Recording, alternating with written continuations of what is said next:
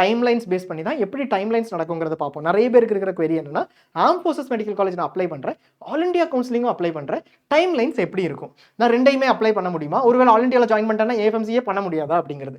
So இது மாதிரி state கவுன்சிலிங்க்கும் நான் என்ன பண்ணுறது அப்படிங்கிறது. ஃபர்ஸ்ட் என்ன நம்ம தெரிஞ்சுக்கணும்னா, ஆர்ம் ஃபோர்ஸஸ் மெடிக்கல் காலேஜுக்கு நீங்கள் எம்சிசியில் அப்ளை பண்ணுவீங்க. கிளியரா ரெஜிஸ்ட்ரேஷன் முடிச்சிட்டிங்களா? ஏஎஃப்எம்சி உங்களை கண்டிப்பாக கூப்பிடுவாங்க. அதில் இதுவே இல்லை. எப்போ 2000 பேருக்கு கீழே வந்தீங்கன்னா, 1600 பாய் 400 கேர்ள்ஸ் கீழே வந்தீங்கன்னா கூப்பிடுவாங்க. கூப்பிடலன்னா எப்படி இருந்தாலும் நமக்கு எலிஜிபிலிட்டி கிடையாது, நம்ம அதை பற்றி யோசிக்க வேண்டியதே இல்லை. அவங்க கூப்பிட்டா மட்டும்தான் நம்ம அந்த கொஸ்டின் வரும், இன்னொரு ஸ்டேட்டில் கிடைச்சா என்ன அப்படிங்கிறது. கூப்பிடுறாங்க. இது எந்த டைம்லைனாக இருந்தாலும் யூஸ்வலாக எல்லா ரவுண்டுக்கும் முன்னாடியும் முடிஞ்சிடும். நம்ம கடைசி ரவுண்டுக்கெல்லாம் வரும்போது வரைக்கும் வெயிட் பண்ண மாட்டாங்க. ஃபர்ஸ்ட் ரவுண்டுக்கு முடிச்சோடனே, ஆல் இண்டியா ஃபர்ஸ்ட் ரவுண்ட் முடிச்சோடனே பண்ணிடுவாங்க. ஸோ நமக்கு என்ன தெரியும்னா, அந்த டைமில் ஏஎஃப்எம்சியில் எனக்கு அலாட்மெண்ட் வந்துடுச்சு, அந்த 145 பேருக்குள்ளே வந்துடுச்சுன்னா 99% நம்ம கையில் இருக்கக்கூடிய தமிழ்நாடு ஸ்டேட் சீட்டோ கர்நாடகா ஸ்டேட்டோ ஆல் இண்டியாவிலேருந்து எடுத்த எந்த ஸ்டேட் சீட்டாக இருந்தாலும் அதை ரிசைன் பண்ணிவிட்டு ஏஎஃப்எம்சியில் ஜாயின் பண்ணலாம். இந்த கான்ஃபிடென்ஸோட தான் நம்ம இதை அப்ரோச் பண்ணணும். அப்படி ஒருவேளை இல்லை அப்படின்னா அந்த டைமில் டிசிஷன் எடுத்துக்கலாம். ஏஎஃப்எம்சி எனக்கு எவ்வளோ பாசிபிலிட்டி இருக்குங்கிறத பொறுத்து இந்த ரெசிக்னேஷன் டைம்லைன்ஸ்குள்ளே டிசிஷன் எடுத்துக்கலாம். ஸோ ஏஎஃப்எம்சியை எனக்கு எப்படி இருந்தாலும் இன்னொரு சீட் கிடைச்சா ஜாயின் பண்ண முடியாது அப்படின்னு நினச்சிட்டு பண்ணவே பண்ணாதீங்க. என்ன நடந்துச்சு லாஸ்ட் இயர் அப்படிங்கிறதையும் தெளிவாக சொல்கிறோம். All India round 1 results 24 August last year வந்துச்சு. இது ஃபர்ஸ்ட் ரவுண்ட் டிலே ஆனதுனால இப்போ சீக்கிரமே ஆரம்பிச்சிடும். பட் இது லாஸ்ட் இயரோட டைம்லைன்ஸ். உங்கள் ஒரு எக்ஸாம்பிளுக்கு ஏஎஃப்எம்சி 27லேருந்து 1 செப்டம்பர் வரைக்கும் ஸ்க்ரீனிங்க்கு கூப்பிட்டுருந்தாங்க. யார்? அந்த 2000 பேரை கூப்பிட்டுருந்தாங்க இல்லையா, அது 27லேருந்து 1 செப்டம்பர். நிறைய பேர் வரலங்கிறதுனால இன்னொரு 2 பேட்ச் எக்ஸ்ட்ரா கூப்பிட்டாங்க. ஸோ இன்னொரு 4 பேட்ச் கூப்பிட்டாங்க, 2nd to 3rd September. So 3rd September வரைக்கும் ஏஎஃப்எம்சியோட 2 ஸ்டேஜ் ப்ராசஸ் நடந்துச்சு. 3rd ஆரம்பிச்சு 4th வரைக்கும் முடிஞ்சது கடைசி பேட்சுக்கு. ஆனால் 24th ஆகஸ்டே ஆல் இண்டியாவோட ரிசல்ட்ஸ் வந்துடுச்சு. ஆல் இண்டியாவில் நான் 31 ஆகஸ்ட்டுக்குள்ளே ஜாயின் பண்ணிடலான்னு சொல்லிட்டாங்க. 24th ஆகஸ்ட் ரிசல்ட் வந்துச்சு, 31st ஆகஸ்ட்டுக்குள்ளே ஆல் இண்டியா ரவுண்ட் 1 சீட்டை ஜாயின் பண்ணணும்னு சொல்லிட்டாங்க. நான் ஏஎஃப்எம்சிக்கு போகிறேன்.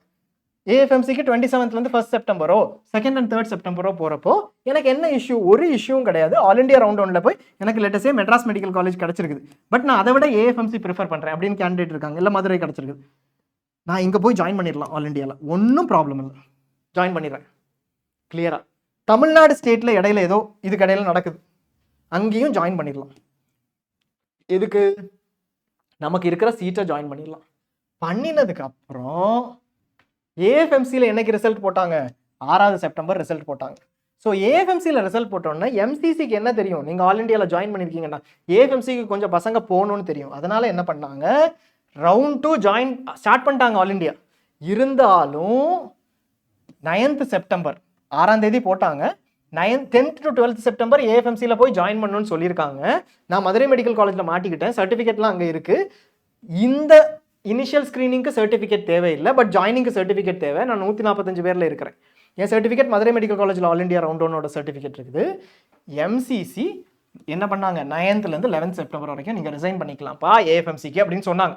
சொன்னதுனால என்னாச்சு, இந்த கேண்டிடேட்ஸ் ரிசைன் பண்ணிவிட்டு ஏஎஃப்எம்சியில் போய் ஜாயின் பண்ண முடிஞ்சது. மெட்ராஸ் மதுரையோ மெட்ராஸ்க்கு போவேன், சர்டிஃபிகேட்ஸை வாங்குவேன், ஏஎஃப்எம்சியில் போய் ஜாயின் பண்ணிடுவேன், ஒரிஜினல் சர்டிஃபிகேட்ஸ் கிடச்சிடும். இது கண்டிப்பாக பண்ணுவாங்கன்னு எதிர்பார்க்குறோம். அப்படி ஒரு சுச்சுவேஷன் இல்லைன்னா வரும்போது பார்த்துக்கலாம்.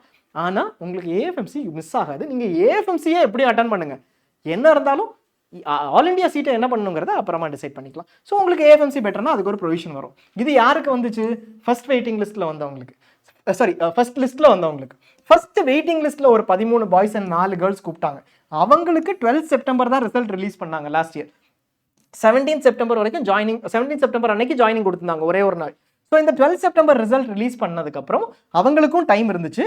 13லேருந்து 16 செப்டம்பர் வரைக்கும் ஆல் இண்டியா ரவுண்ட் 2 நடந்துட்டு இருக்கும்போது எக்ஸ்டெண்ட் பண்ணாங்க வேற ரீசன்ஸ்க்காக. பட் அவங்களுக்கும் சான்ஸ் இருந்துச்சு. பட் அதுக்கப்புறம் இந்த 2nd 3rd வெயிட்டிங் லிஸ்ட்டில் ஒரு 6 கேண்டிடேட் இல்லை ஒரு கேண்டிடேட் இருந்தாங்க. இது ஒரு கேண்டிடேட் தான். அவங்களுக்கு ஆல் இண்டியாவில் சீட் இருந்துச்சுன்னா ரிசைன் பண்ணுறதுக்கான ஆப்ஷன் இல்லை. ஸோ கொஞ்சம் கேர்ஃபுல்லாக அவங்க மட்டும் ஹேண்டில் பண்ணணும். நீங்கள் வெயிட்டிங் லிஸ்ட்டில் இருந்தீங்கன்னா அப்போ இந்த டைமில் ரிசைன் பண்ணி நம்ம சர்டிஃபிகேட்டை கையில் வச்சிருக்கணுமா, ஏன்னா நம்ம போயிருக்கோம், நமக்கு எலிஜிபிலிட்டி இருக்குது, ஒரு கேண்டிடேட் வருவாங்க அப்படிங்கிற மாதிரி இருக்கணும். இந்த மாதிரிலாம் உங்களுக்கு சிச்சுவேஷன் இருந்துச்சுன்னா டேரெக்டாக கால் பண்ணுங்கள், கிளியராக என்ன பண்ணணுங்கிறது சொல்லுவோம். பட் ப்ரைமர்லி நமக்கு என்ன தெரியணும், ஆல் இண்டியா ரவுண்ட் 1 அட்டன் பண்ணிட்டு, இல்லை டிஎன் ஸ்டேட் ரவுண்ட் 1 கூட அட்டன் பண்ணிட்டு, இதில் ஜாயின் பண்ணாலும் ஏஎஃப்எம்சியில் ஒரு சீட் கிடைச்சா ரெசிக்னேஷனுக்கான பாசிபிலிட்டி இருக்கும்.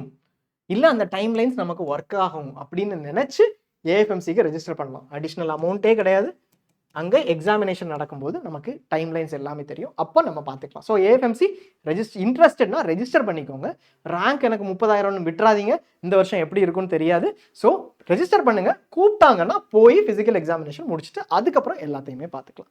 சரியா? ஸோ இது கம்ப்ளீட் ஏஎஃப்எம்சியோட ப்ராசஸ். கடைசியாக நம்ம சொல்ல வர்றது, இந்த கேண்டிடேட்ஸ் இருக்காங்க இல்லையா, கம்ப்ளீட் லிஸ்ட் ஆஃப் கேண்டிடேட்ஸ் எல்லாரையும் எடுத்தாங்கல்ல, 145 பேர் போட்டு வெயிட்டிங் லிஸ்ட் 3 வரைக்கும் எடுத்தாங்க. Waiting list third waiting list வரைக்கும் எடுத்தாங்க.